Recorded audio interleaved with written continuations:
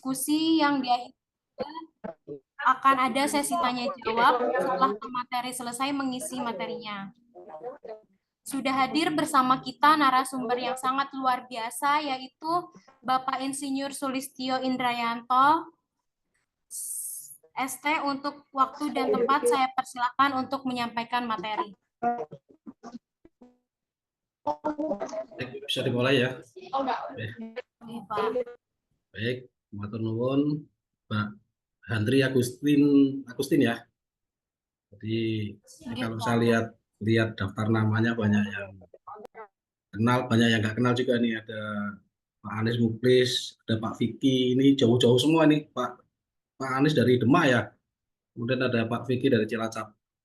Baik, kami mulai. Bismillahirrahmanirrahim. Assalamualaikum warahmatullahi wabarakatuh. Salam sejahtera buat kita semua. Kedengeran ya? Dengaran Pak, Terdengar, Pak. Baik. Nah, terdengar. Jadi pada hari ini kalau dibilang seminar ya seminar, dibilang diskusi ya diskusi. Ini begitu ya. Jadi secara prinsip dasar hari ini kita membahas tentang sertifikasi layak fungsi, peraturan dan pelaksanaannya dengan moto bahwa kita harus selalu membiasakan yang benar, bukan membenarkan kebiasaan. Jadi memang kenapa filosofi ini kami buat karena memang kebanyakan dari kita masing-masing lebih banyak membenarkan kebiasaan-kebiasaan yang sesungguhnya lama-lama akan menyesatkan.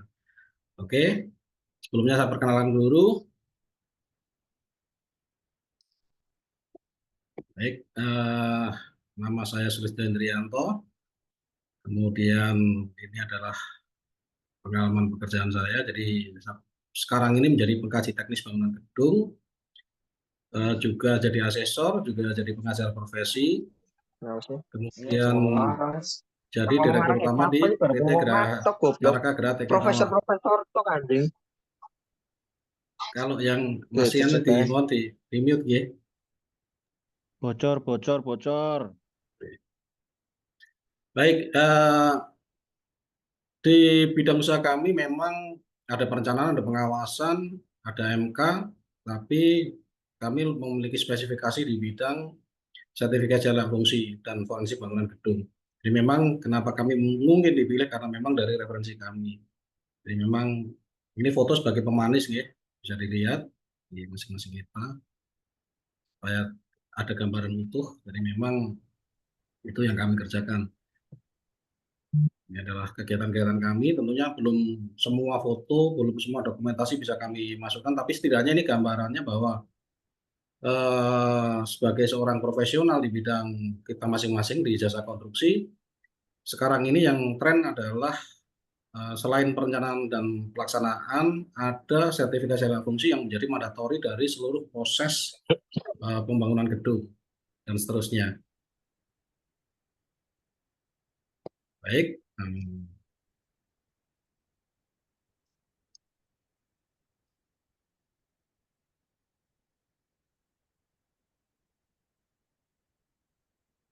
Berdasarkan aturan regulasi, sertifikasi layak fungsi diatur di Permen PUPR nomor 27 tahun 2018, di mana layak fungsi adalah kondisi bangunan gedung yang memenuhi persyaratan administratif dan persyaratan teknis sesuai dengan fungsi bangunan gedung yang ditetapkan.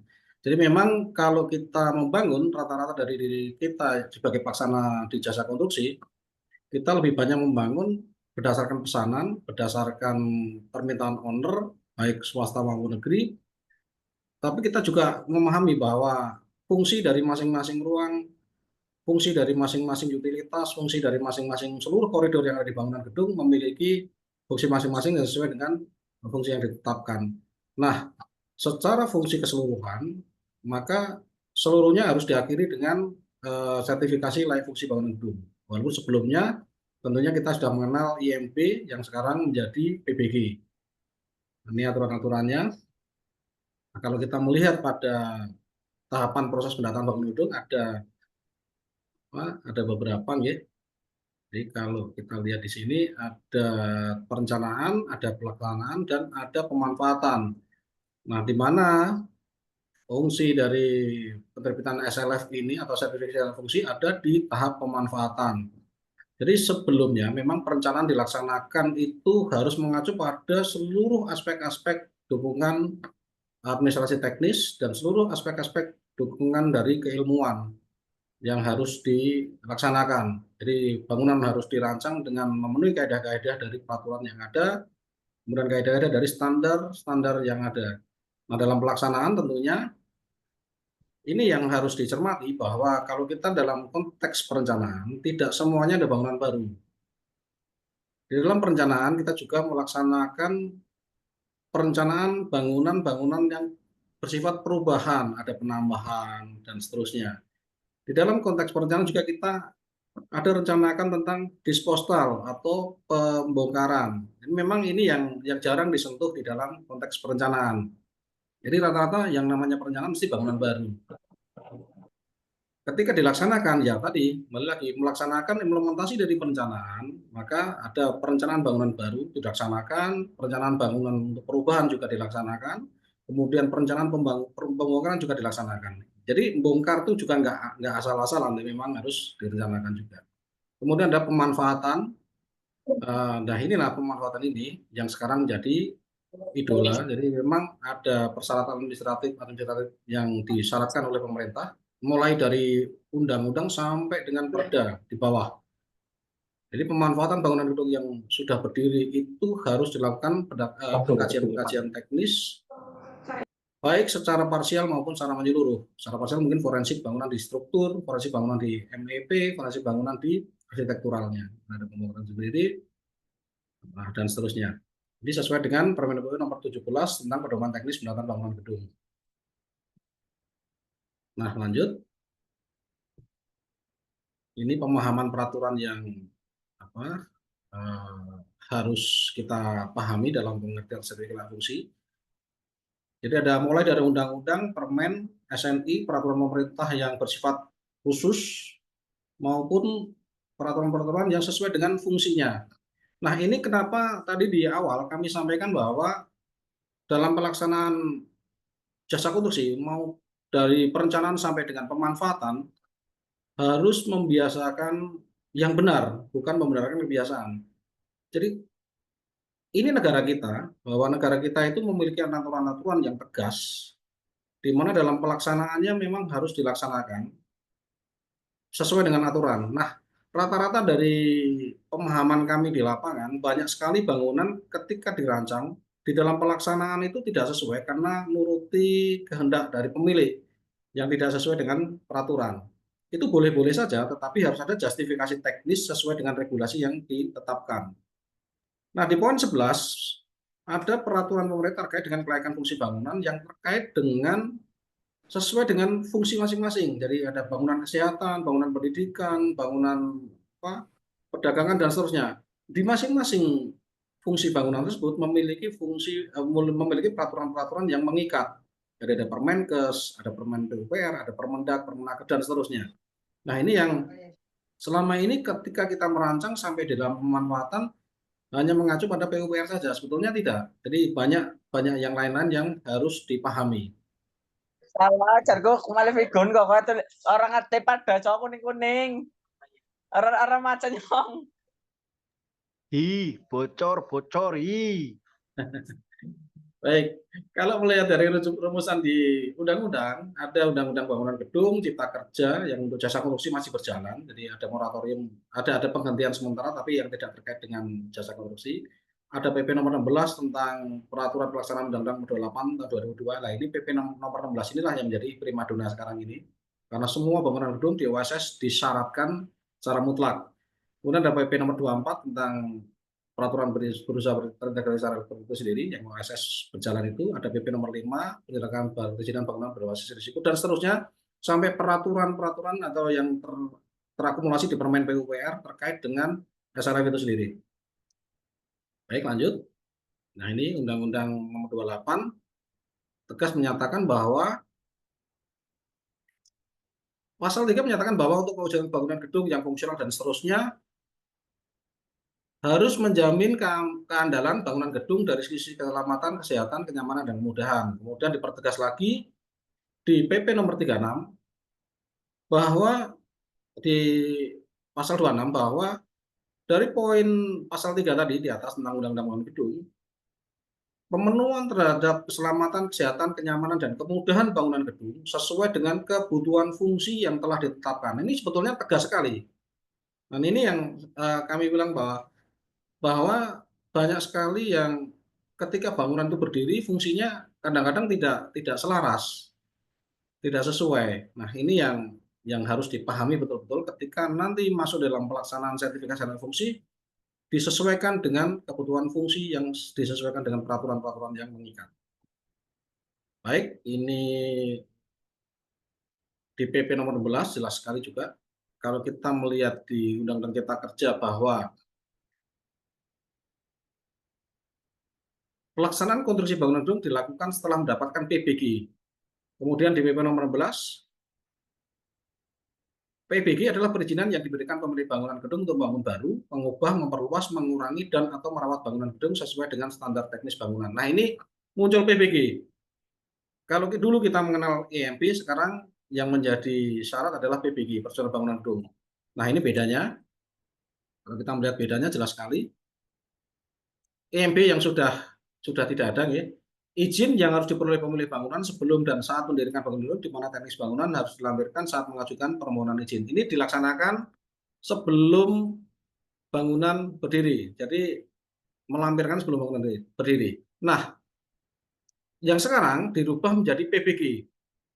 Perizinan yang mengatur soal bagaimana bangunan harus dibangun sesuai dengan standar teknis yang sudah ditetapkan. Artinya apa?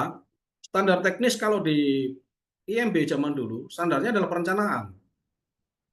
Kalau di PBG, ada 3 poin standar teknis yang menjadi kunci, yaitu standar perencanaan dan perancangan bangunan gedung, standar pelaksanaan dan pengawasan konstruksi bangunan gedung, dan standar pemanfaatan bangunan gedung.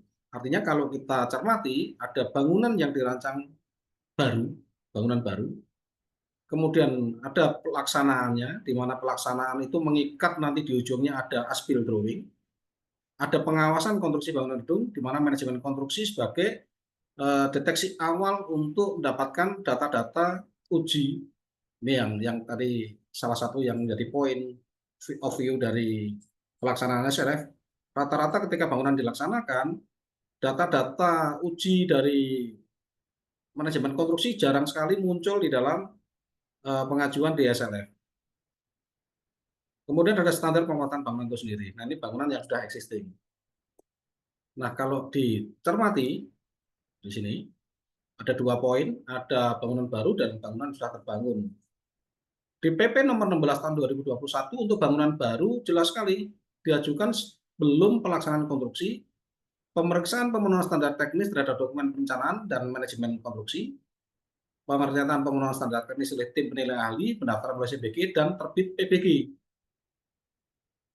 Ini jelas ya, ada 2 poin, dokumen perencanaan dan dokumen manajemen konstruksi. Nah, ini yang kadang-kadang dokumennya tidak muncul.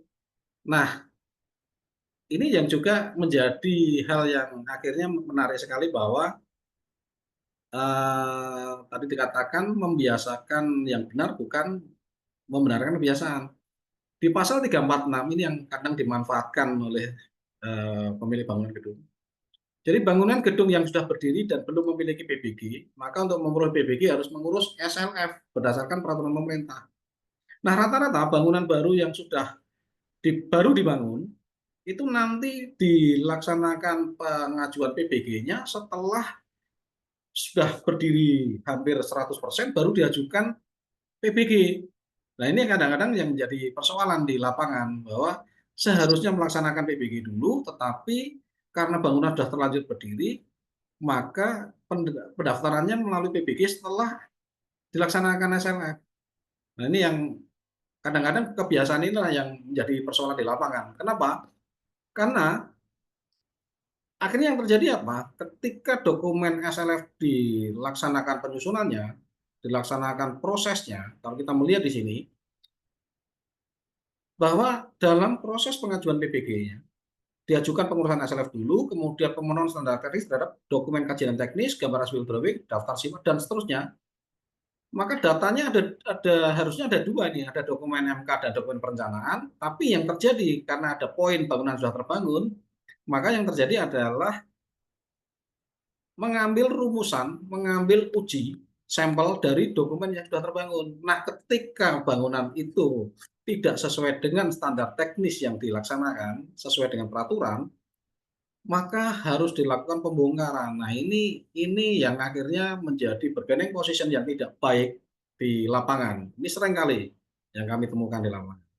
Sehingga kalau misalkan PBG dilaksanakan lebih dulu dengan baik dan benar, kemudian pelaksanaan manajemen konstruksinya kalau ada, itu melaksanakan uji, commissioning test, dan seterusnya, melakukan pendampingan tepat mutu, tepat waktu, tepat biaya, tentunya di dalam pelaksanaan uji ada tepat mutu, kemudian mengawal dokumen perencanaan dan seterusnya sesuai dengan dokumen perhitungannya bagaimana, dokumen gambarnya bagaimana, dan seterusnya, RKS-nya bagaimana, itu akan jauh lebih baik daripada bangunan yang sudah berdiri. Karena paradigmanya adalah kalau bangunan sudah terlanjur berdiri, ketika terjadi persoalan, maka harus dilakukan pembongkaran. Nah, ini yang akhirnya apa tadi? Ketika ada persoalan, dilakukan pendekatan, ya sudahlah dilaksanakan justifikasi teknis, yang penting bisa memenuhi persyaratan. Ini yang nantinya akan menjadi persoalan. Lanjut, ini adalah klasifikasi bangunan. Jadi kelas 1 sampai kelas 10, kalau kita sekolah, kelas 1 sampai 10 bangunan pun ada kelasnya, kelas 1 sampai dengan kelas 10. Di sini, di pasal 11 jelas sekali, fungsi bangunan gedung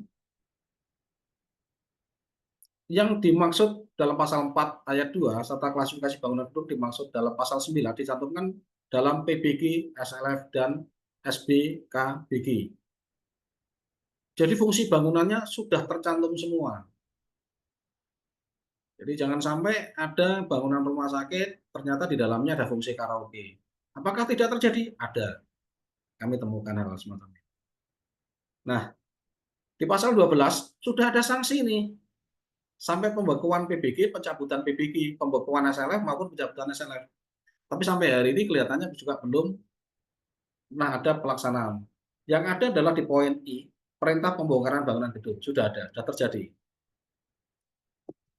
Baik, ini penentuan klasifikasinya. Bisa diambil ini. Dengan baca dokumennya. Baik, kalau kita klasifikasikan secara khusus, poinnya sebetulnya ada dua. Kompleksitas dan ketinggian bangunan gedung dan kondisi bangunan gedung. Kompleksitasnya terbagi atas dua. Bangunan gedung sederhana dan bangunan gedung tidak sederhana. Kemudian kondisi bangunan gedung, kondisi bangunan baru, dan kondisi bangunan yang sudah existing. Ini contoh-contohnya, gambarnya. Di bangunan yang tidak sederhana itu klinik, apotek, itu sekarang harus melaksanakan SLF. Jadi kadang-kadang yang kami temukan, apotek itu ada di garasi milik perorangan. Nah, bagaimana dalam penentuan pelaksanaan SLF-nya? Bagaimana dengan dokumen perencanaannya? Nah, ini yang kembali lagi, SLF itu dilaksanakan untuk menegakkan regulasi supaya kesesuaian peraturan pemerintah dengan pelaksanaan implementasi bangunan itu selaras. Jadi hal-hal semacam itu. Jadi ada apotek yang bentuknya garasi, apotek yang ruko, bentuknya ruko kecil, dan sebagainya. Itu harus dilaksanakan SLF karena OSS mengikat. Online single submission-nya mengikat. Nah, di beberapa daerah sudah mengatur luasan bangunan. Ada yang 150 meter ke atas dilaksanakan SLF. Ada yang 500 meter ke atas, meter persegi ke atas dilaksanakan SLF. Tapi ada juga yang seperti apotek itu, mau 500, mau 200, mau 100, dia harus dilaksanakan SLF. Ini real semua. Baik, lanjut. Dalam pelaksanaannya ada 3 pelaksana. Pengkaji teknis bangunan gedung, tim profesi ahli yang biasanya dari akademisi, dari kampus-kampus, dan profesi. Kemudian ada tim penilai teknis yang berasal dari pemerintah.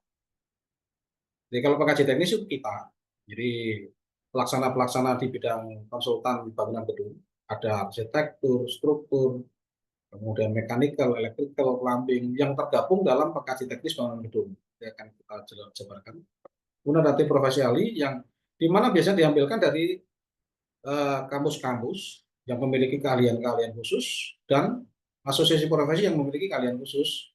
Kemudian tim penilaian teknis yang terdiri dari ada Damkar, ada Dishub, ada Dinas Kesehatan, ada PUPR, Cipta Karya, Perkim, dan seterusnya, dan MPTSP, dan seterusnya.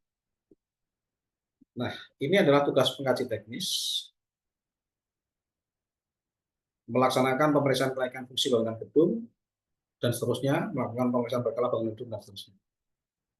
Nah, rata-rata di dalam pelaksanaan SLF, nah tadi kami sampaikan di awal bahwa SLF itu sebetulnya sudah melekat ketika bangunan gedung dibangun, di mana ketika ada MK, ada pengawas, data-data itulah yang menjadi kunci. Jadi kalau kita masang listrik, kalau kita masang pipa, kalau kita masang peralatan yang terkait dengan fungsi medis, fungsi pabrik, dan seterusnya, itu sebetulnya harus dilaksanakan commissioning test kalau dilaksanakan dalam bangunan baru.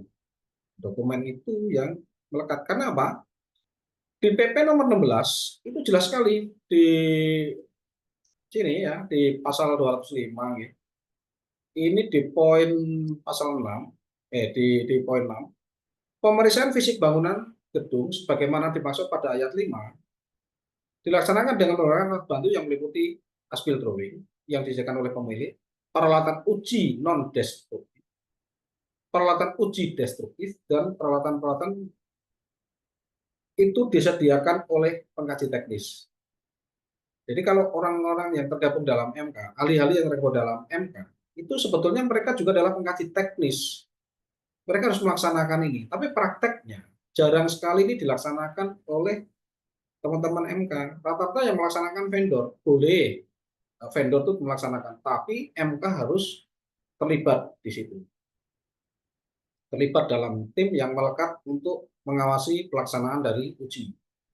Nah, ini yang kadang-kadang datanya tidak dicek secara benar. Ini benar-benar kami cek di lapangan. Jadi banyak, ini contoh paling gampang nih, dindingnya warnanya putih, gambarnya ada, tapi ketika menjadi dokumen yang terlampir, itu dinding dan as gambarnya berbeda. Ini contoh yang sering kami temui. Jadi kadang-kadang dokumennya hanya manut dari kontraktor pelaksana. Dan ini yang akhirnya menjadikan pengkajian teknis itu harus dilaksanakan ulang. Ini kebiasaan yang tidak benar. Berbeda kalau bangunannya lama. Nah, ini bangunan lama, pengkaji teknis juga harus melaksanakan seluruh pemeriksaan fisik bangunan dengan peralatan yang dimiliki.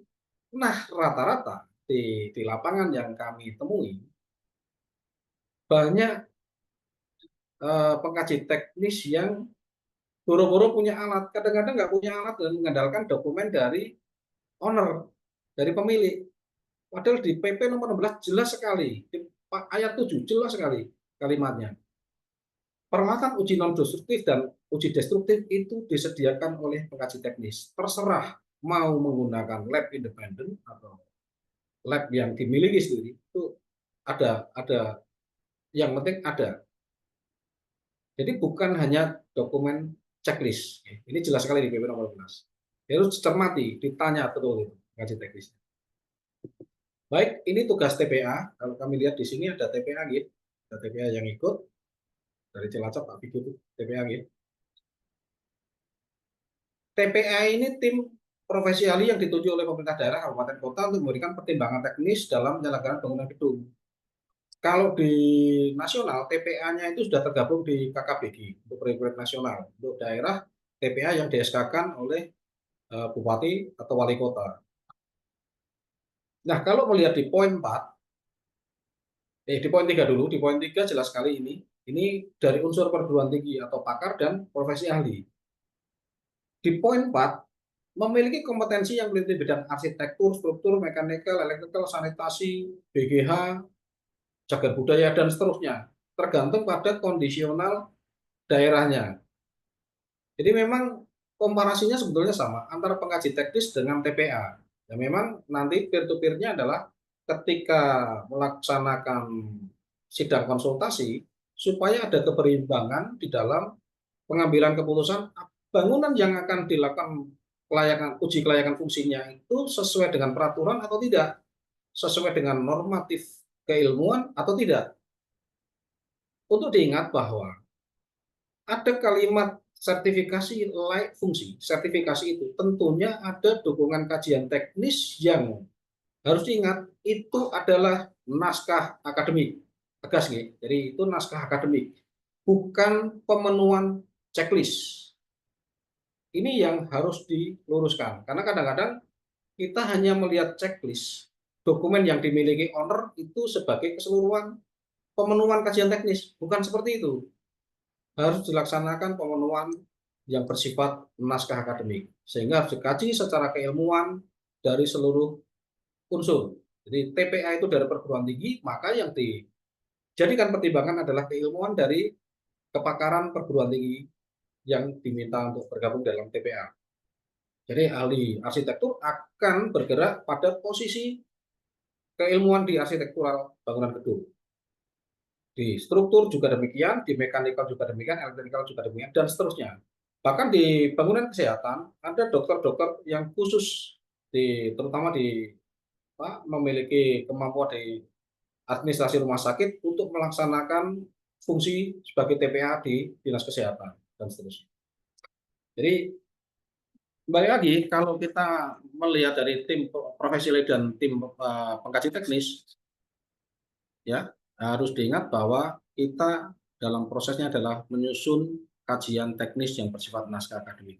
Bagaimana ditarik dengan dokumen perencanaan? Dokumen perencanaan adalah dokumen spek teknis yang dibuktikan dengan perencanaan sesuai dengan keilmuan kajian teknis.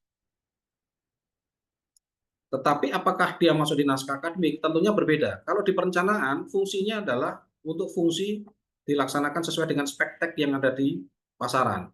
Tapi ketika dilaksanakan di dalam kelayakan fungsi, semua prosesnya itu dikaji, tidak hanya misalkan kabel itu tidak hanya pembebanannya dari kelistrikan saja, tetapi ada aspek-aspek yang mengaruhi dari luar sistem. Misalkan kabel itu berada di wilayah-wilayah yang mengandung suhu udara panas misalkan. Harus dikaji ini, apakah ketahanan kabel itu terhadap suhu panas di lingkungannya. Kalau di perencanaan tidak melihat itu. Yang penting KH-nya sesuai, selesai. Tetapi di kelayakan fungsi itu harus dipertajam dengan fungsi-fungsi ruang yang dimaksud. Sehingga akhirnya ketahuan penggunaan kabel misalkan, atau penggunaan pipanya itu sesuai atau tidak. Pipa air bersih dengan PPR misalkan. Yang kami sering temui, pipa air bersih ya tidak menggunakan PPR. Banyak yang menggunakan pipa-pipa biasa dan seterusnya. Ini contoh-contoh ya. Baik, ini tentang tim profesi ahli, tidak kami bahas secara lanjut ya. Ini dibaca sendiri. Nah, ini tim penilai teknis. Ini jelas sekali, pejabat struktural pada organisasi perangkat daerah yang membidangi urusan bangunan gedung, pejabat fungsional teknik tata bangunan dan perumahan, pejabat struktural dari perangkat daerah lain terkait bangunan gedung, dan atau pejabat fungsional dari organisasi perangkat daerah lain terkait dengan bangunan gedung. Nah, ini ada yang terkait dengan keselamatan dan kesehatan kerja, penataan ruang dan lingkungan, kebakaran, ketentraman dan ketertiban umum, serta perlindungan masyarakat. Jadi memang semua unsur di daerah biasanya tergabung di TPT. Di beberapa daerah kami temui juga ada Satpol PP terlibat.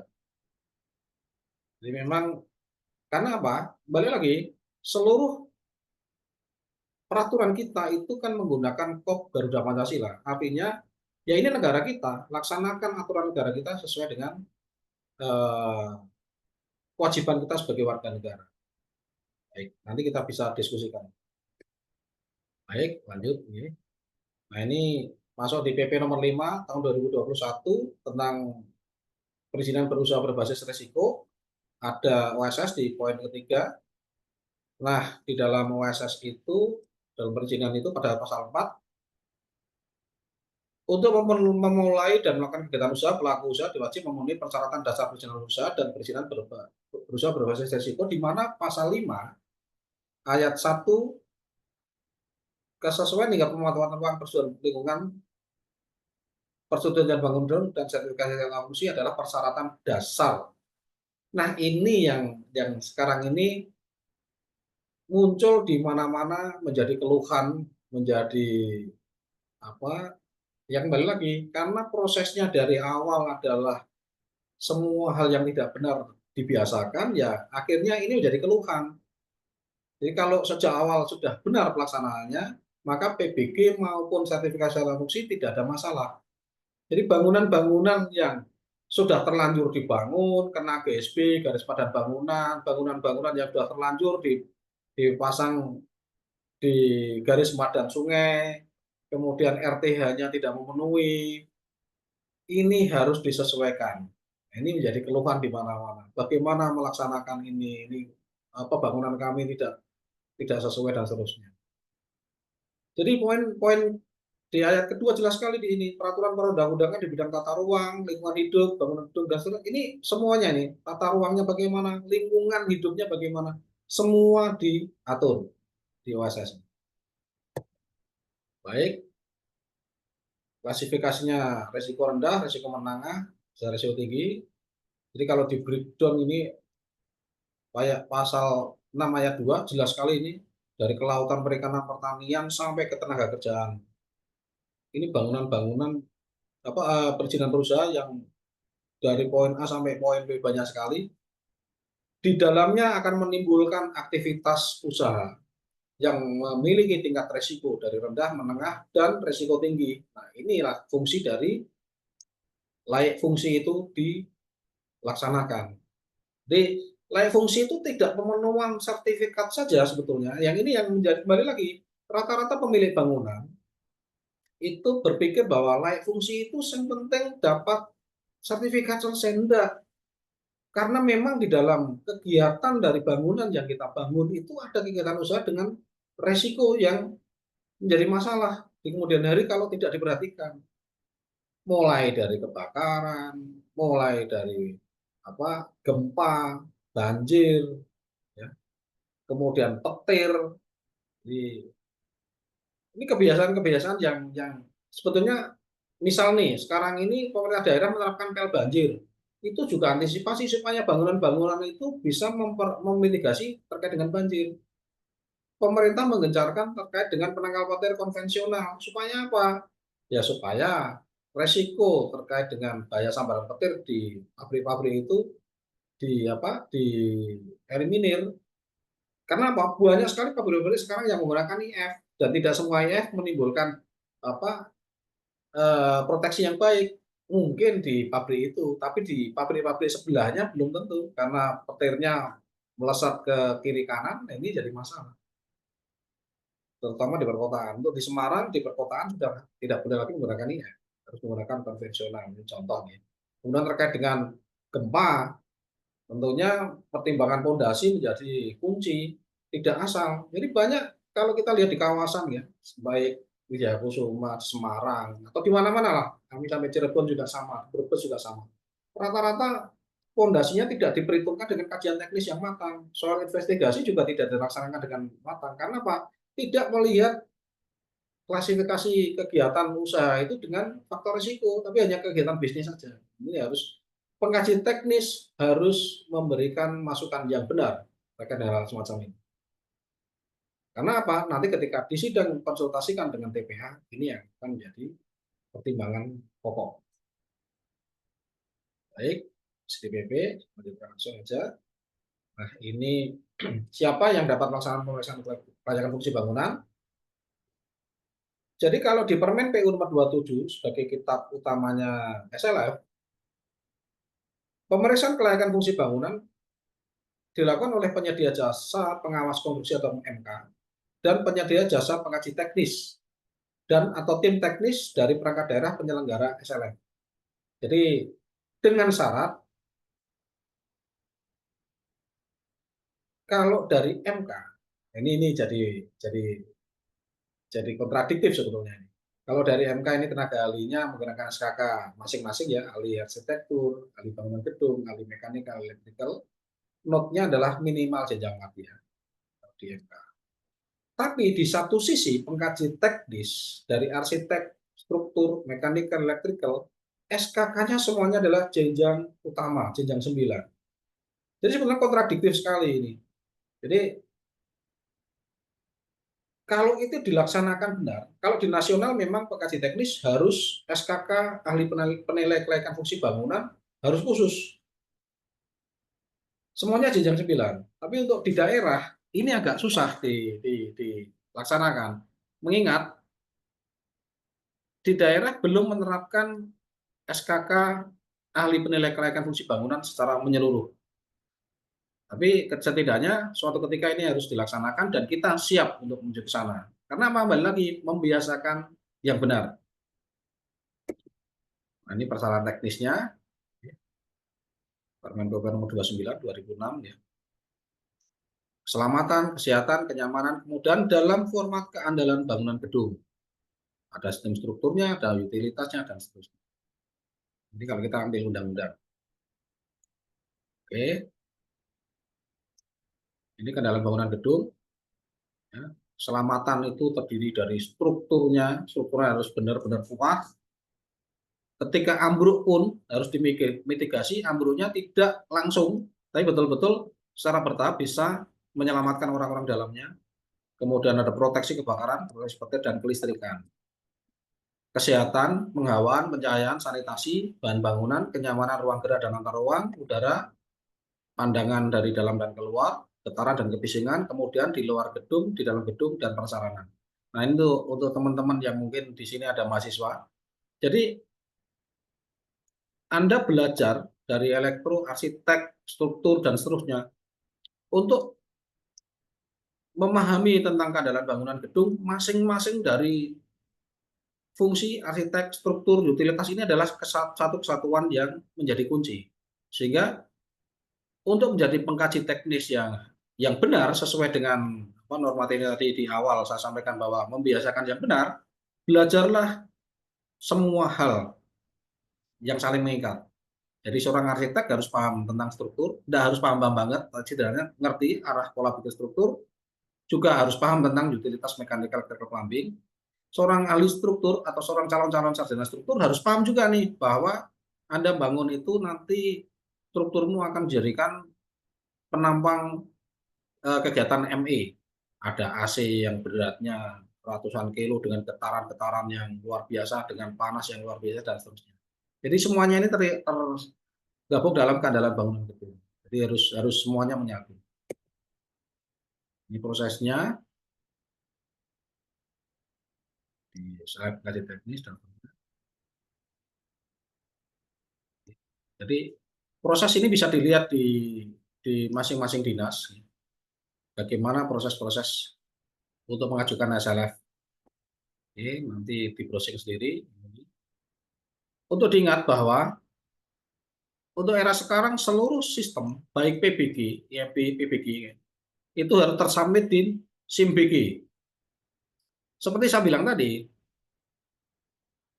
checklist SLF di SIMBG ini dari pengalaman yang kami alami, bangunan sudah berdiri, bangunan sudah dirancang, kemudian dilaksanakan pengawasan. Tapi kenyataannya banyak dokumen ketika dilaksanakan SLF tidak ada. Nah, ini checklist SIMBG ini seyogianya dicermati betul-betul. Jadi kadang-kadang perencanaan bangunan sudah berjalan, kemudian dilaksanakan, ketika dilaksanakan dari pihak penyedia jasa kontraktor, as-built drawing tidak dibuat, hanya copy paste dari perencanaan. Ini terjadi ini yang sering kami temui ketika disidangkan, kelihatan sekali. Jadi as-built drawing ya berdasarkan existing, berdasarkan apa yang terbangun. Biasakan as-built drawing digambar sesuai dengan sebenar-benarnya di lapangan, bukan copy paste dari dokumen perencanaan. Bahkan di bangunan existing banyak dokumen as-built drawing yang tidak ada kontraktor tidak memberikan as-built drawing-nya. Mau swasta mau negeri sama. Ini di SIMBG-nya. Baik, ini adalah data-data terkait dengan pengajuan persyaratan untuk SLF. Bisa di browsing ya. Lihat ya, dokumen arsitektur kuncinya as-built drawing dan seterusnya. Dokumen struktur kuncinya as-built drawing. Nah, di dokumen teknis struktur ada hasil tes tanah, perhitungan, hasil uji dan seterusnya. Di arsitektur juga nanti ada hasil uji juga. Di ME juga hasil uji juga. Ini harus dilaksanakan.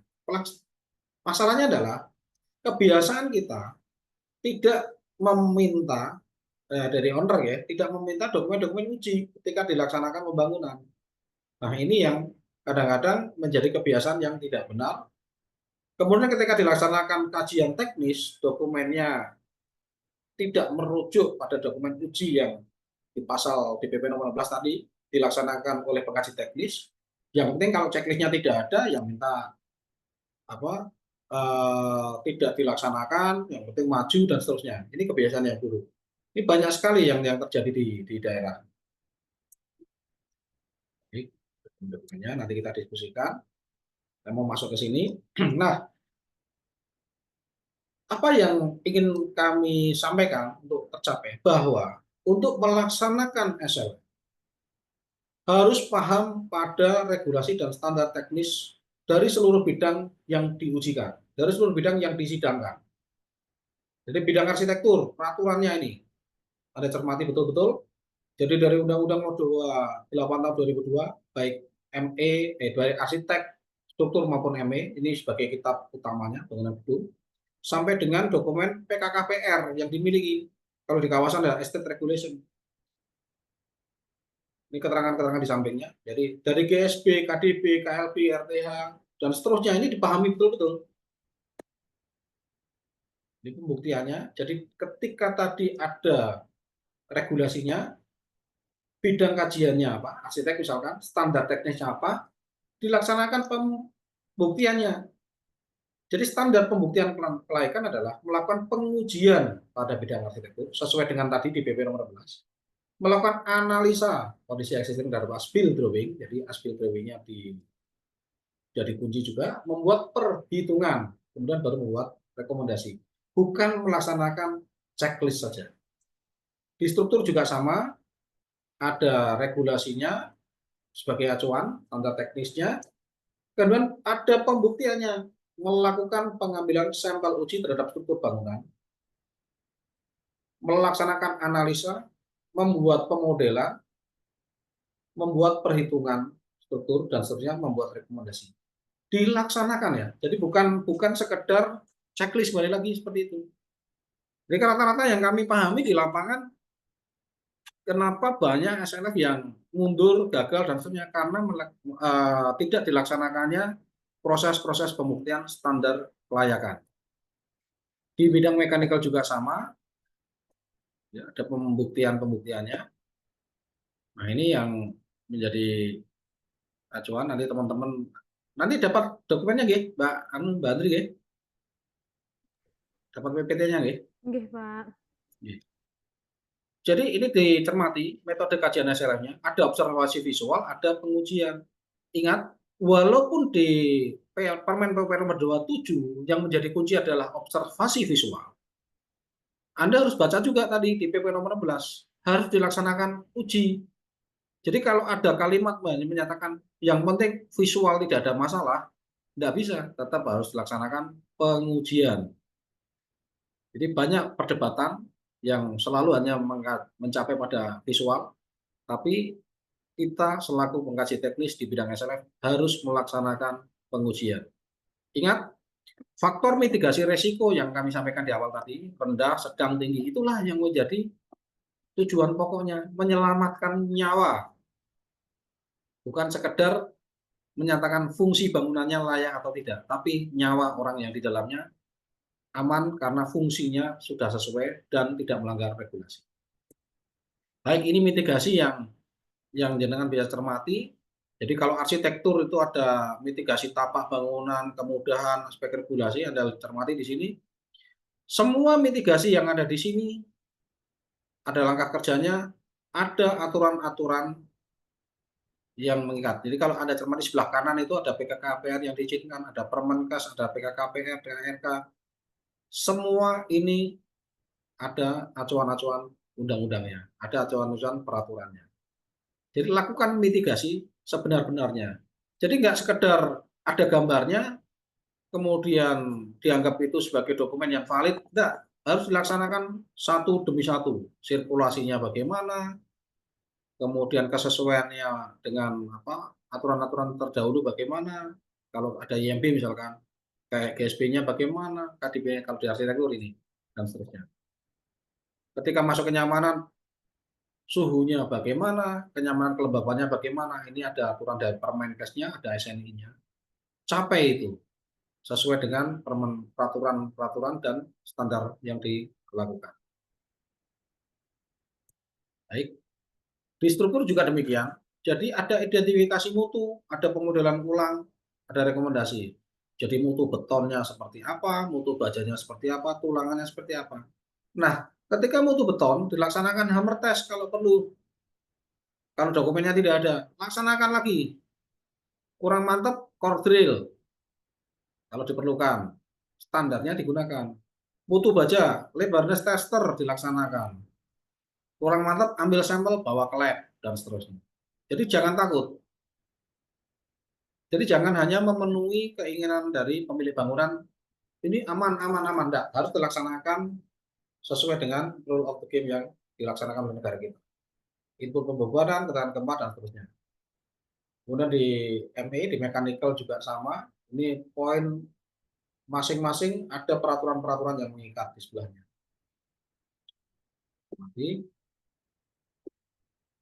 Nah, ini gambaran dari proses. Kalau tidak ada gambar as-built drawing-nya bagaimana? Ya, capai gambar ulang. Laksanakan as-built drawing berdasarkan existing. Nah, bagaimana dengan fondasi? Makanya tadi di di PP nomor 16 jelas sekali ada uji-uji fondasi. Yang kami lakukan adalah kami lakukan ekskavasi untuk mencapai fondasi yang diinginkan. Diperlukan ada leveling sonar untuk mencapai pada kedalaman yang diinginkan dan seterusnya. Ini ada dokumen, ada sketsa ruang-ruang, ada perhitungan. Jadi arsitek ini juga harus dihitung. Jadi bukan kalau arsitek terus pemenuhannya visual saja. Ada hitung-hitungannya, ada rumusannya dari arsitek. Struktur sipil jelas sekali, ada spill drawing-nya, ada pengujiannya, kemudian ada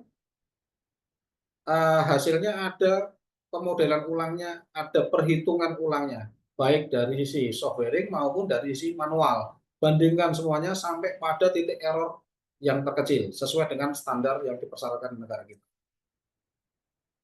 Di mechanical juga sama, di electrical juga sama, kemudian di plumbing juga sama, bahkan uji plumbing, dan seterusnya. Ini proses sidangnya yang dilaksanakan. Jadi ketika semua proses tadi dilaksanakan secara benar, kita laksanakan benar, kemudian kita sampaikan ke owner dengan benar, maka ketika disidangkan pun dalam prosesnya seleb, perdebatan secara naskah akademik pun akan menjadi bagus. Untuk diketahui bahwa sama dengan IMB yang dulu pernah dilaksanakan, sama dengan PBG, pelaksanaan sidang akan melibatkan banyak aspek.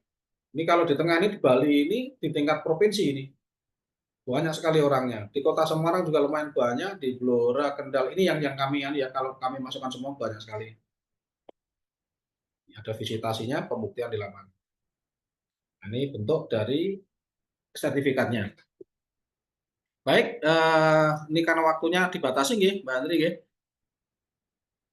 Kami kembalikan ke Mbak Andri, kita diskusikan. Jadi saya lebih senang diskusi ini, karena seminasi kan sebetulnya lebih ke diskusi. Baik, monggo Mbak Andri, waktu dan tempat kami kembalikan. Baik, terima kasih untuk Pak Sulis yang sudah menyampaikan materi pada hari ini. Selanjutnya kami akan mengadakan sesi tanya-jawab. Untuk ketentuan sesi tanya-jawab ini adalah dalam satu sesi tanya-jawab diambil 3 penanya tercepat. Monggo Bapak Ibu yang ingin bertanya dipersilahkan. bisa menulis di kolom chat nggih.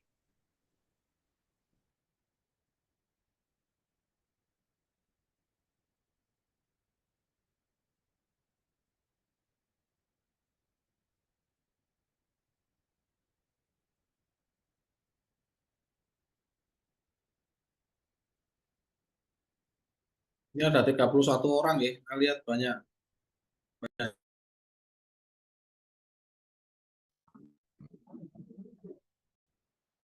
Monggo silakan kalau ada yang mau tanya.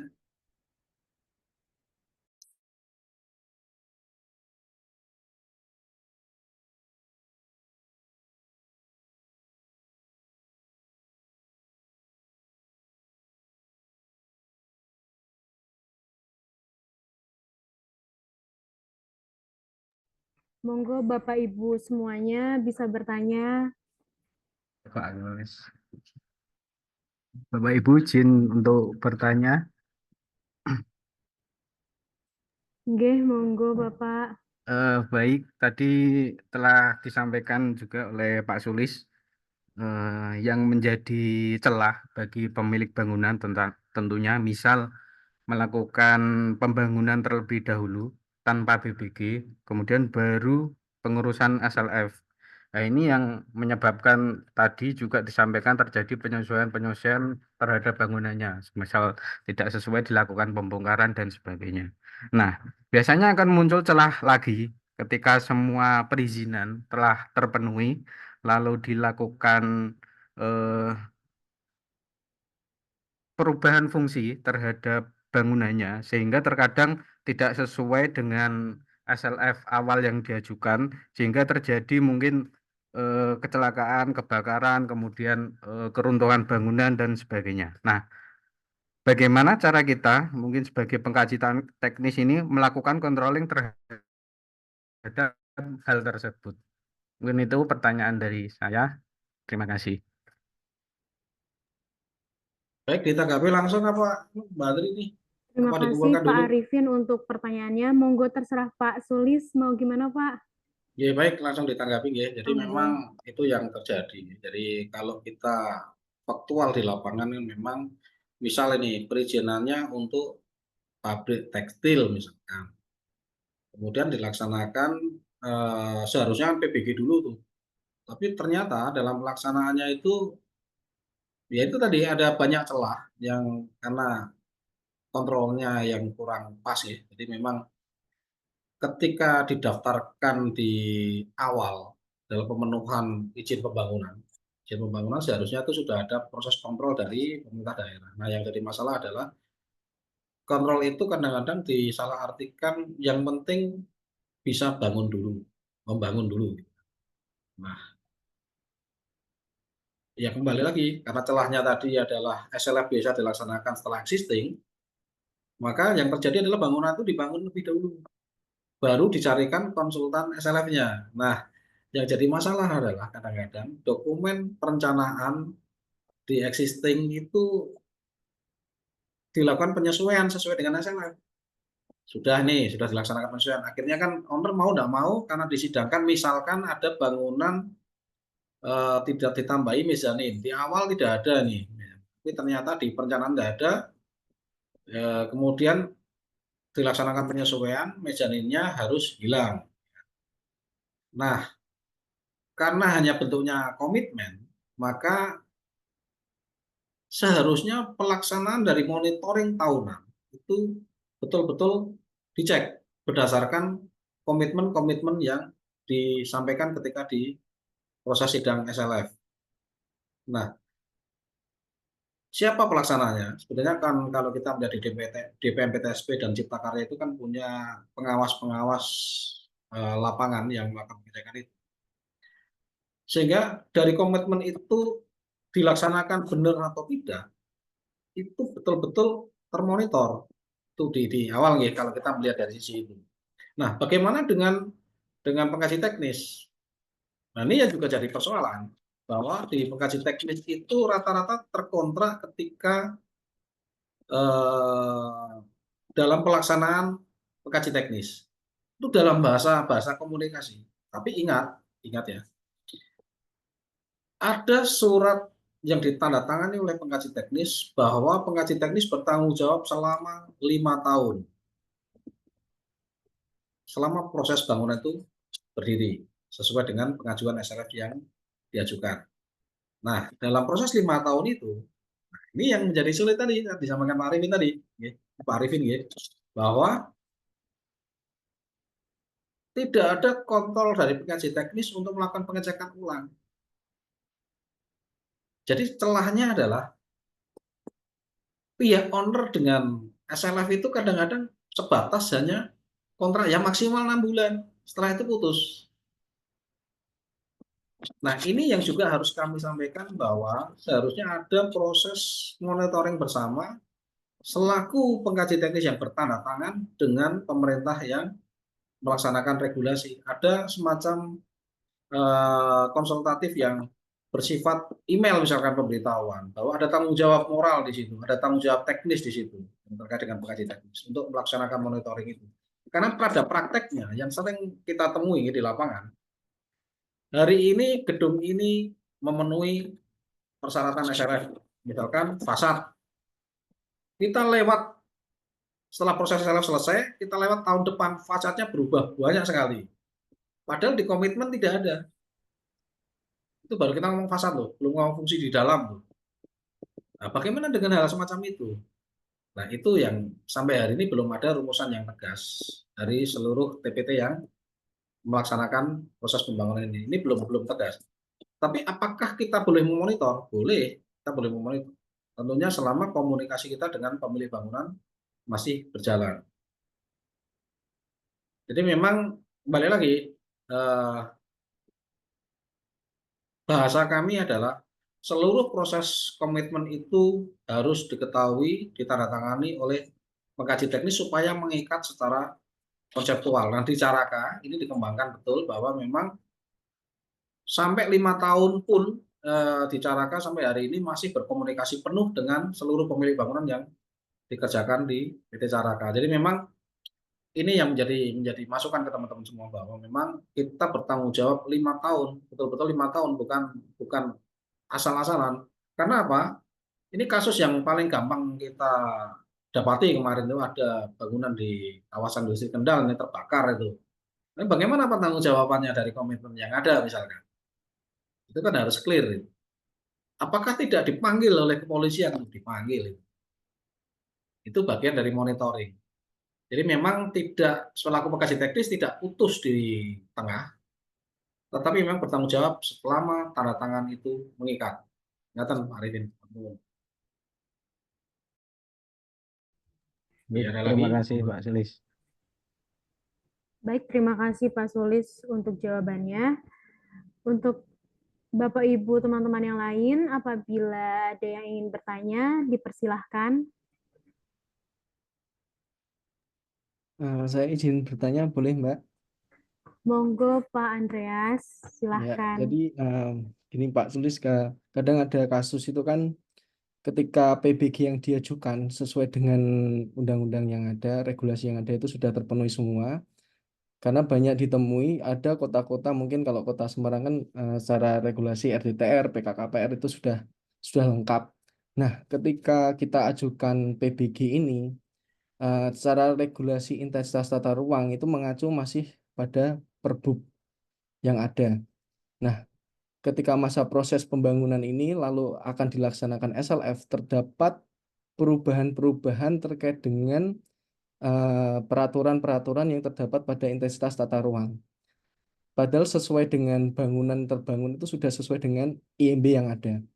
Nah, solusinya selaku kita sebagai pengkaji teknis ini seperti apa aja Pak dalam menyikapi hal tersebut? Padahal ketika SLF itu PKKPR-nya sudah ada, jadi RDTR dan lain sebagainya sudah ada, sehingga harus merujuk pada persyaratan-persyaratan bangunan, intensitas bangunan yang terbaru. Nah, ini solusi sebagai pengkaji teknis apa yang bisa dilakukan dalam proses pengkajian terhadap pengajuan SLF ini.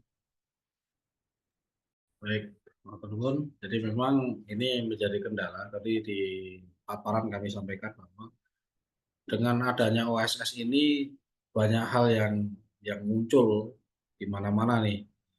Banyak orang dulu punya klinik di kampung, di pinggir sawah, kemudian PKKPR-nya waktu itu juga tidak ada masalah, kemudian tahu-tahu di sawah itu dibangun jalan desa nih. Nah, karena ada ketentuan jalan desa itu muncul ketentuan baru bahwa jalan desa sepadan bangunan terhadap as jalan itu muncul 8 meter, sedangkan bangunan kliniknya itu mepet di asnya adalah yang sekarang jadi jalan desa. Kemudian kliniknya itu dilalah garasi, lebarnya hanya 3 meter. Kalau diambil dari as, 8 meter, hilang itu bangunan. Terjadi di mana-mana. Di Kendal, Temanggung, Sragen, semuanya sama. Ini bagaimana? Ini kan sebetulnya pertanyaan sederhana. Kalau bangunan besar, lahannya besar, gampang. Ini bagaimana dengan hal semacam ini? Kebijakan apa yang menjadi dasar? Nah, untuk sebagai seorang pengaji teknis, ya, dalam pengertian membiasakan yang betul, maka laksanakan kronologis atau lini masa terkait dengan masa berlaku atau masa pengajuan PKKPR saat itu. Kemudian bikin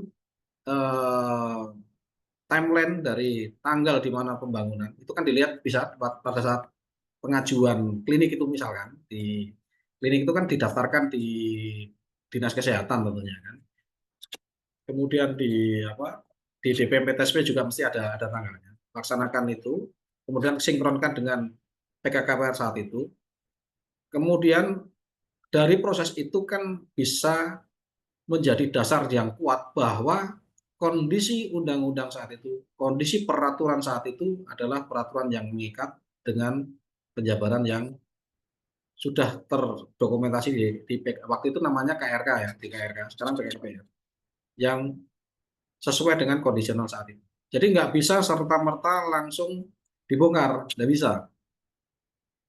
Tapi apakah tidak ada pembuktian komitmen-komitmen? Ya ada, pembuktian komitmennya adalah melaksanakan komunikasi dengan DPMPTSP sebagai instansi yang mengeluarkan waktu. Mungkin ini kondisionalnya waktu itu kan belum masuk di Perkim, belum masuk di Cipta Karya, jadi masuknya masih di DPMPTSP sebagai perizinan terpadu waktu itu. Ya, surat pernyataan bahwa itu dibangun pada saat itu salah satu yang bisa menjawab surat pernyataan ya. Nah, ada beberapa hal yang kadang-kadang menjadi persoalan ketika ketemu dengan TPT TPA yang saklek dengan kondisi harus dilaksanakan sesuai aturan sekarang. Bagaimana? Kembali lagi kita lemparkan pada kondisi sidang itu seperti apa? Karena surat-surat itu kan mengikat sepanjang surat itu berjalan. Kemudian kita cari rumusan jalan yang terbangun sebagai jalan desa. Penetapan jalan desanya itu kapan? Jadi banyak yang ternyata dari cara itu laksanakan. Ketika dibenturkan dengan penetapan SK penetapan jalan desa itu ditanyakan ke PU, itu nggak bisa menjawab. Karena memang jalan desa itu masih dalam proses usulan, dan usulan itu selama-lamanya itu masih usulan. Kalau kita ngomong desa ya, itu bisa menjadi dasar. Jadi penetapan SK penetapan jalan desa menjadi dasar untuk masuk dalam komparasi dengan lini masa ketika PKKPR atau KRK yang awal diterbitkan. Jadi tentunya di KRK awal dengan PKKPR yang terbaru akan terjadi hal yang bertentangan. Jadi banyak ada kasus yang misalkan begini. Ada pondok pesantren ini dilelah pondok pesantren. Pondok pesantren itu memanjang ke belakang taruh 80 meter. Dulu di awal itu ada jalan desa di tengah-tengah pesantren. Kemudian dilakukan penutupan, ada pengalihan terhadap jalan desa. Nah, bagaimana dengan PKKPR yang terbaru? PKKPR terbaru itu jalan desanya sudah jalan yang baru. Tetapi ternyata ketika diajukan dalam proses IMB, jadi kan ada lampiran dalam SLF itu IMB lama dilampirkan, itu muncul jalan desa di tengah-tengah pesantren. Itu bagaimana seperti ini? Nah, kalau yang seperti itu bisa dilaksanakan lini masa bahwa PKKPR menganulir penerbitan IMB yang saat itu ada jalan desa di tengah, kenapa yang jalan desa yang terbangun baru dengan kondisi existing yang lama menjadi persoalan? Ini yang bisa dipertentangkan. Jadi lini masa dikunci di situ. Jadi jangan sampai kita hanya pasrah tapi tidak berusaha di dalam prosesnya. Jadi selama ini pikirannya kan hanya, wah ini kena semedan bangunan. Solusinya bagaimana? Solusinya harus dibongkar. Jangan begitu. Harus mencari dokumen-dokumen pendukung otentik yang dulu pernah diterbitkan. Itu menjadi kunci. Nah, bagaimana jika misalkan itu klinik atau bangunan apapun di situ ternyata luasan tanahnya masih mencukupi. Nah, itu bisa dilaksanakan relayouting terkait dengan bangunan. Panjang sempadan bangunan itu bisa dilaksanakan. Tapi apakah harus dibongkar? Ya, tentunya tidak. Kembali lagi, relayout itu menjadi daftar yang diupload di SIMBIGI. Komitmen pemenuhannya itu tergantung pada kondisi Dewan Pengawas atau pengawas yang melaksanakan terutama di DPPTSP. Jadi kalau selama tidak mengganggu tidak ada masalah. Jadi kan rata-rata masuknya di kawasan pedesaan. Di perkotaan sampai hari ini yang terjadi adalah pembongkaran. Jadi mesti hilang itu kalau di perkotaan. Selama dia terkena ASS. Nah, memang tujuan dari SLF kan memang penegakan aturan sebetulnya. Tapi kembali lagi, aturan kan berkaitan dengan nurani. Jadi kita memang harus membiasakan yang benar, bukan membenarkan kebiasaan, tapi cara mencarinya adalah dengan cara yang benar sebenarnya. Oke, itu mungkin yang bisa kami sampaikan. Terima kasih Pak Sulis. Terima kasih Pak Sulis atas jawabannya. Untuk Bapak Ibu semuanya, apakah ada yang ingin bertanya lagi?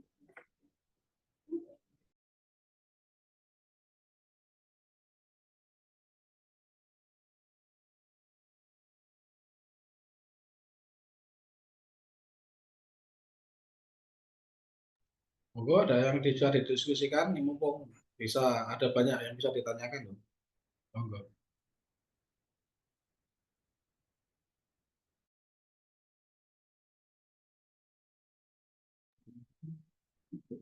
Izin bertanya, Pak. Iya, monggo, Pak. Monggo, Pak. SLF ini kan memiliki masa berlakunya. Nah, apakah jika ingin melakukan perpanjangan SLF, perlu dilakukannya pengkajian ulang? Terima kasih, Pak. Baik, inilah ini salah satu yang saya tunggu ini. Jadi memang balik lagi kan aspek bisnis menjadi hal yang menarik ya. Jadi rata-rata konsultan itu berharap SLF itu menjadi lifetimer asetnya. Jadi ibaratnya nanti 5 tahun kita diundang lagi, 5 tahun diundang lagi. Enggak seperti itu, Bapak. Jadi sesungguhnya ketika kita sudah melaksanakan SLF, kan ada dua pokok utama SLF sebagai pengunci awal, yaitu SLF ke 0, di mana bangunan itu baru terbangun, dan SLF ke N, di mana existing menjadi uji kelaikan fungsinya sebagai pemenuhan SLF yang berikutnya. Nah, rata-rata memang di SLF ke 0 itu jarang dilakukan kecuali pada bangunan-bangunan baru. Nah, setelah SLF ke N atau SLF existing, itu berlaku selama 5 tahun. Dari ke 0 ke N itu 5 tahun, kemudian setelah N dan berikutnya itu 5 tahun, 5 tahun, 5 tahun. Nah, apakah dari pemilik bangunan itu harus menyewa konsultan lagi? Oh ya, tidak masalah, mau nyewa lagi tidak masalah. Tapi ingat, kita harus mencapai pada pemahaman bahwa ada pedoman teknis pemeliharaan bangunan gedung, di mana pedoman teknis pemeliharaan gedung itu adalah bagian dari rutinitas yang harus dilaksanakan oleh pemilik bangunan setelah SLF diterbitkan. Nah, pedoman teknis itu dilaksanakan bisa mulai dari mingguan, bangunan, mingguan, bulanan, atau tahunan. Tapi biasanya rata-rata kalau dari perusahaan industri itu dilaksanakan mingguan sampai ke bulanan sampai tahunan. Nah, rekapitulasi dari seluruh proses itu biasanya distorkan atau disampaikan ke dinas terkait sebagai bagian monitoring 5 tahun. Jika pada tahun kelima itu dilaksanakan monitoring, maka tinggal memberikan ibaratnya apa ya, resume dari proses 5 tahun tadi, dari proses pemenuhan komitmen, dari proses pemenuhan dari apa, pemeliharaan itu dilaksanakan pun dikomunikasikan dalam satu dokumen utuh yang menyangkut pada 5 dokumen tahunan. Nah, ini yang sebetulnya pihak pemilik bangunan gedung tidak perlu lagi apa, sepanjang tidak ada perubahan fungsi, sepanjang tidak ada perubahan bangunan, itu bisa dilaksanakan perpanjangan langsung dengan dokumen pemeliharaan yang dilaksanakan tiap tahun. Itu sudah bisa. Itu lebih bagus lagi jika pemilik bangunan itu punya apa, tim teknis, itu lebih bagus lagi. Yang melaksanakan pun dikaji di tiap tahun. Itu lebih bagus lagi. Jadi seluruh dokumen yang dari tahun ke tahun itu dilaksanakan, itu dikaji secara teknis, kajian teknis, tapi secara sederhana saja. Karena dokumen induknya kan sudah ada. Jadi misalkan ini, eh, kita ngomong reservoir air hujan misalkan nih, pipa teka air hujan. Air hujannya ternyata ada yang setelah 1 tahun ada yang pecah misalkan. Nah, itu didokumentasi. Didokumentasi, kemudian dilakukan perbaikan. Ada dokumen before after. Ini misal ya, jadi secara keseluruhan tergambar. Kemudian dilakukan uji lagi. Oh, ternyata ketika hujan tidak ada masalah. Uji gelontor dengan air juga tidak masalah. Nah, itu termasuk yang dilaporkan. Di tiap tahun itu dilaporkan. Kemudian dirangkum dalam 5 tahun, dalam satu narasi kajian sederhana saja, bahwa masih memenuhi syarat, tidak ada perubahan fungsi dan seterusnya, itu sudah bisa digunakan untuk perpanjangan, Pak. Jadi memang yang jadi problem adalah konsultan kadang-kadang ini nakut-nakuti bahwa harus sewa konsultan lagi. Enggak, dicarakan tidak seperti itu. Di beberapa pabrik yang kami dampingi, di beberapa pemilik bangunan rumah sakit yang kami dampingi, setelah pasca pasca kami apa, SLF 5 tahun kemudian mereka tinggal melaksanakan itu dan sampai hari ini tidak ada masalah, perpanjangannya clear. Ya memang secara aset kalau orang mau bisnis rugi, tapi sebetulnya kalau kita bilang rugi ya tidak juga, karena kalau balik rezeki dari Gusti Allah gitu. Kembali lagi, pekerjaan yang baik akan membuahkan narasi marketing yang baik. Jadi memang kalau kita menyampaikannya benar, kemudian mereka melaksanakan pemeliharaannya benar, ya tentunya akan dilaksanakan dengan baik dan benar juga. Jadi memang tidak harus Pak menyewa konsultan lagi, clear itu. Cukup dengan dokumen pemeliharaan. Matur nuwun.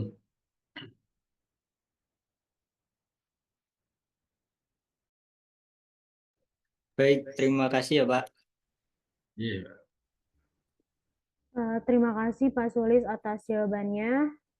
Untuk Bapak Ibu semuanya, apakah ada yang ingin ditanyakan lagi?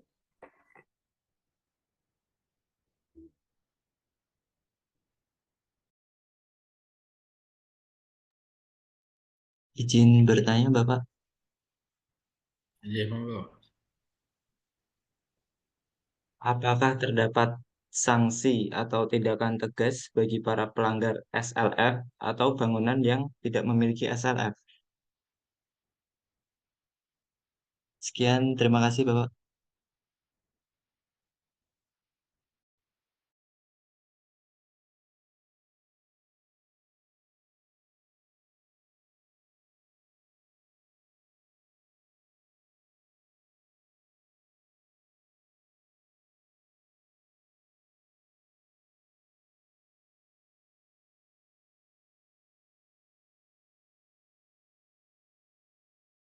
Masih termute, Pak Sulis. Baik. Jadi tadi di paparan, ini bentar saya stop dulu. Saya share lagi ya.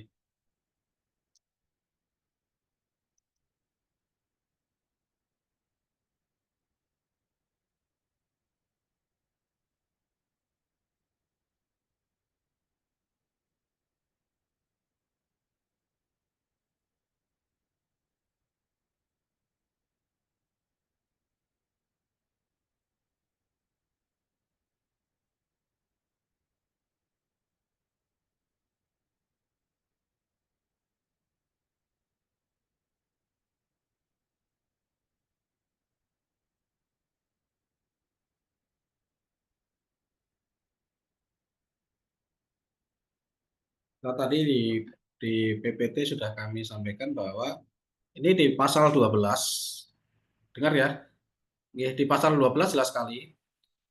Di ayat 1 misalkan, pemilik yang tidak memenuhi kesesuaian penetapan fungsi dalam PBG seperti yang dimaksud dalam pasal 4. Pasal 4 ini apa?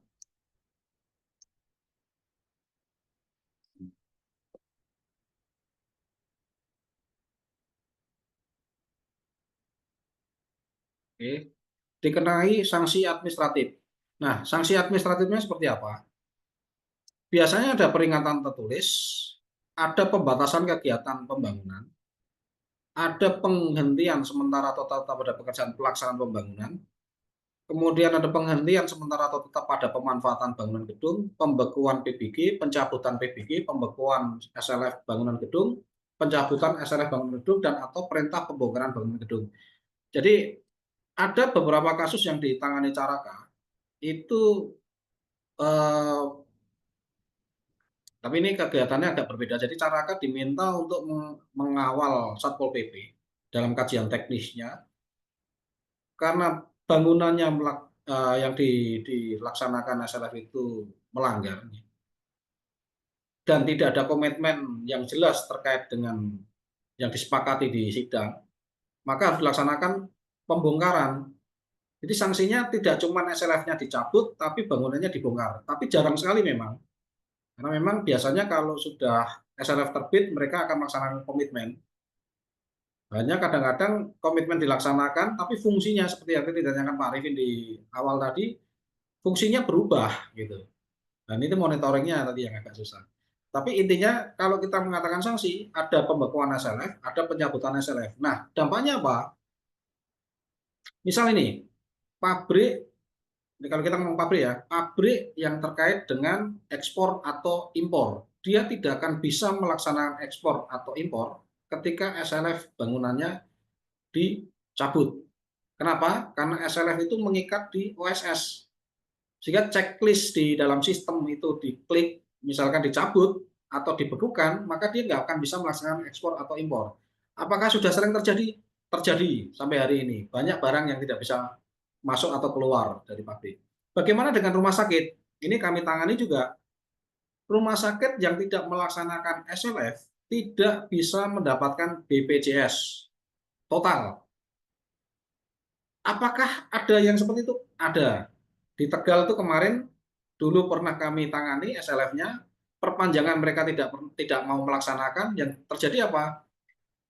Seluruh program BPJS yang ada di rumah sakit tersebut dibekukan. Ada juga rumah sakit yang dalam pelaksanaannya karena SLF-nya melanggar, jadi tidak terproses melanggar, rumah sakit tersebut tidak bisa menjadi rumah sakit poli, jadi hanya rujukan saja, datang ke sana ketemu dokternya dirujuk ke rumah sakit yang lain. Itu ada di daerah Demak. Itu terjadi. Jadi memang sanksinya tegas, mengikat karena terkait dengan peraturan ya. Jadi ketika sudah peraturan berarti mengikat. Jadi peraturan pelaksanaan Undang-Undang Nomor 28 ya, ini tentang bangunan gedung di PP Nomor 16 menjadi primadona sekarang. Karena memang disitulah letak dari proses SLF itu ditertibkan atau dilaksanakan oleh pemilik bangunan gedung dan diawasi betul-betul oleh pemerintah. Jadi memang ketika ditanyakan sanksi, yang sanksinya seperti ini tadi. Clear ya? Ada lagi pertanyaan? Baik, Bapak. Terima kasih atas jawabannya.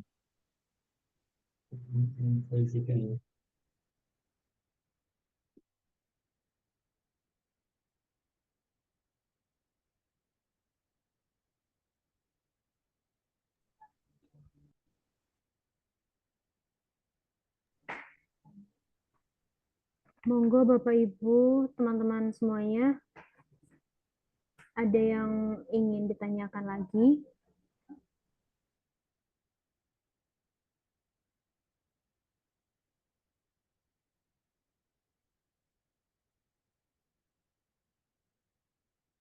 Monggo kalau ada yang mau tanya lagi.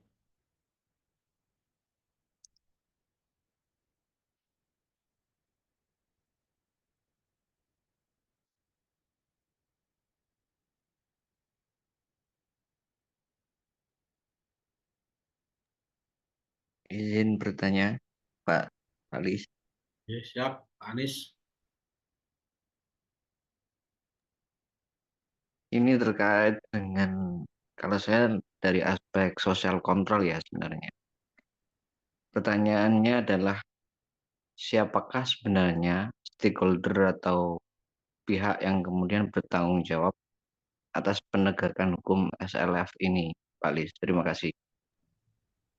Baik, jadi secara teknis ketika konteksnya penegakan hukum, ini pengalaman yang kami alami langsung ya, Anies ya, Matur nuwun nih Anies pertanyaannya.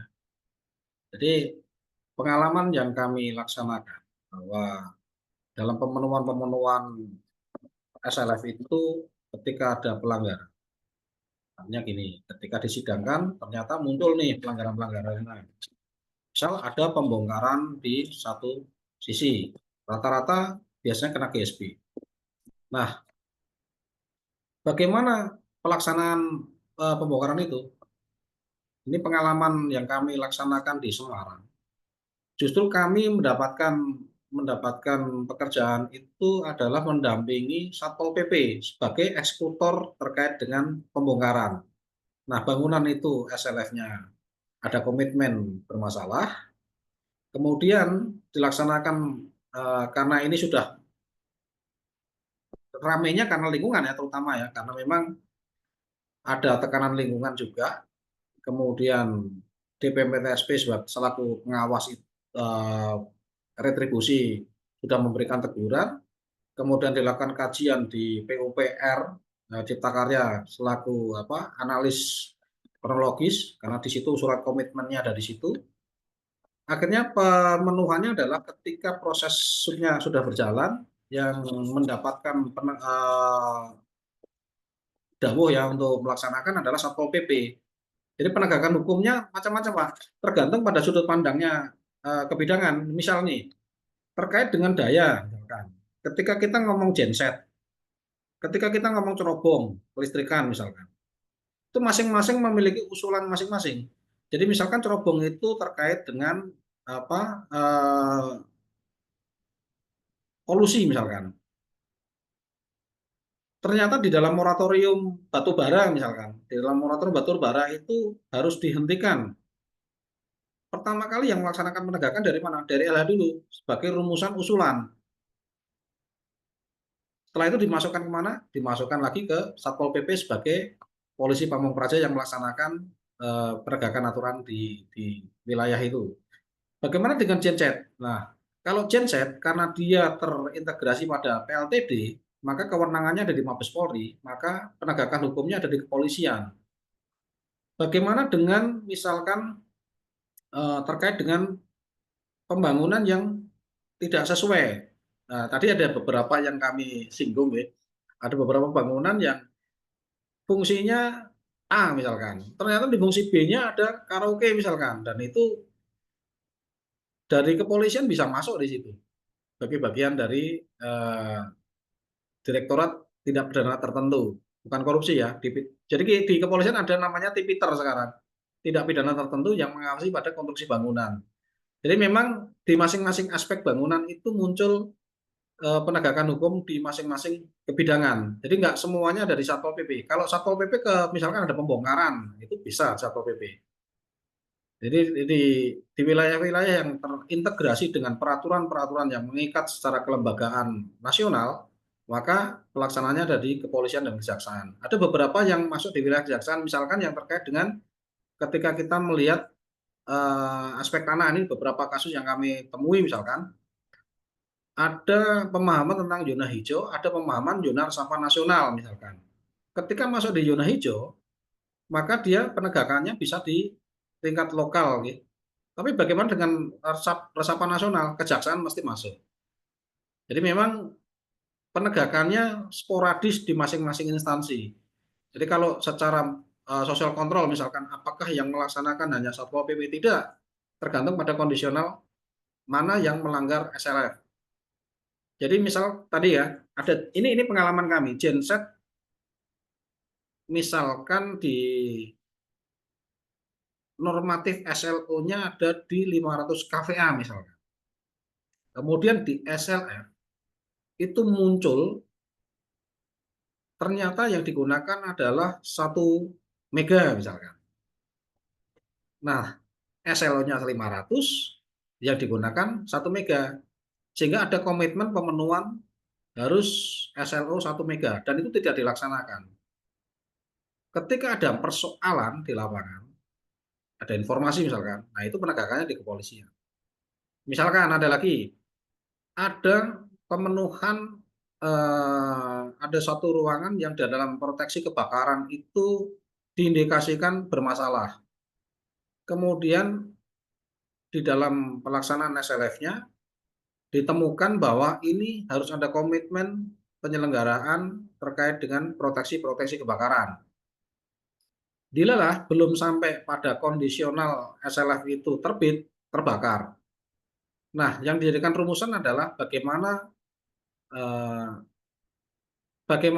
penegakan hukumnya. Itu ada di wilayah kepolisian melalui Inafis. Itu terjadi, kami ketemu dengan Inafis.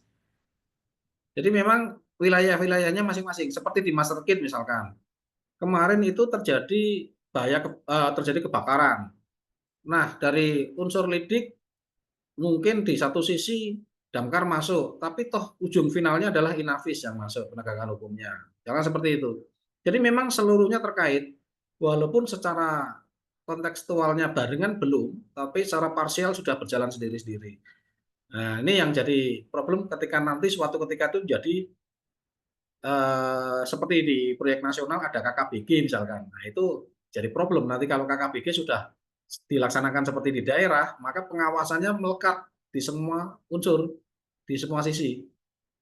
Kalau di proyek di daerah belum, tapi parsial sudah. Nanti Pak Anies, jadi setidaknya kurang dan lebihnya seperti itu.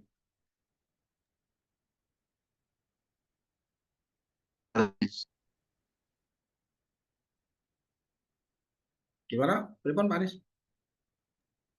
Siap, matur suwun. Sudah jelas, Pak Lis.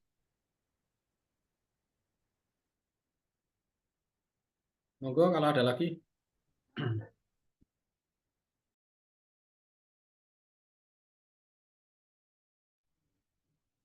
Monggo Bapak Ibu yang ingin bertanya masih ada kesempatan 1 kali lagi untuk bertanya sebelum waktunya habis.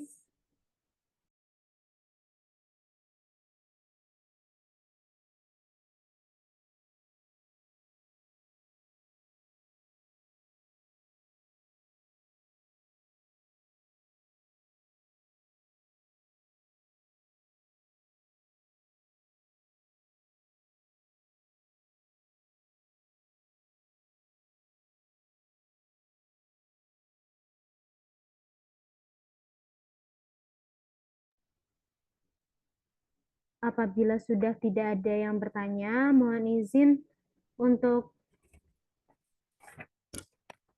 menyudahi seminar PKB online pada hari ini, nggih, Pak. Untuk materinya di-share gimana, Mbak? Lewat jenengan? Nggih, lewat saya aja, Pak. Dikirim ke saya, nanti saya share link-nya. Baik, Bapak Ibu yang kami hormati, demikian ini sebetulnya lebih ke sharing diskusi, menyeminasikan sesuatu hal yang balik lagi bahwa kita harus ingat bahwa negara kita ini didirikan dengan berdarah-darah, maka regulasi negara kita terutama dalam pemenuhan kelayakan fungsi itu harus ditegakkan sebenar-benarnya. Bukan bermaksud untuk bahwa peraturan itu untuk memperberat masyarakat, tidak. Justru SLF itu ada karena untuk menyelamatkan nyawa manusia yang ada di mana bangunan itu berada. Jadi paling tidak, ayo kita kawal sama-sama, karena banyak perusahaan-perusahaan asing yang sudah masuk ke negara kita, dan itu pemenuhan satu-satunya benteng kita adalah regulasi negara kita. Dan itu yang kami sampaikan bahwa membiasakan yang benar adalah kunci dari semua hal, bukan membenarkan kebiasaan yang kita halah, yang penting jadi halah. Tidak boleh begitu. Jadi itu semangat kita semua, matur nuwun semuanya. Nanti materi dikirimkan ke admin, bisa di-download ke admin. Kurang dan lebihnya kami mohon maaf jika ada salah kata. Setidaknya ini yang bisa kami sumbangsi untuk negara kita, untuk panjenengan semua, untuk kita semua. Semoga berkah hari ini menjadi berkah kita semua, bahwa ilmu yang kami diskusikan hari ini bisa membawa kemanfaatan untuk kita semua. Baik, akhirul kalam. Wassalamualaikum warahmatullahi wabarakatuh. Waalaikumsalam. Waalaikumsalam warahmatullahi wabarakatuh. Waalaikumsalam warahmatullahi wabarakatuh. Terima kasih, Pak. Iya, sami-sami. Baik, demikian kasih, seminar Pak. kita pada hari ini. Semoga bermanfaat dan saya ucapkan terima kasih kepada Pak Sulis atas waktunya.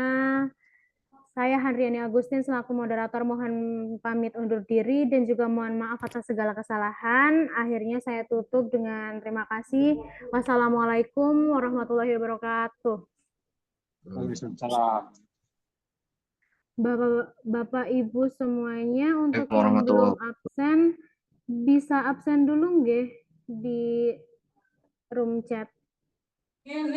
Saya sudah ya Bu absennya. Nggih Pak, yang lainnya yang belum silahkan bisa absen dulu untuk mendapatkan sertifikat elektronik. Oh. Berarti udah bisa undur diri Bu. Nggih, yang sudah absen sudah boleh.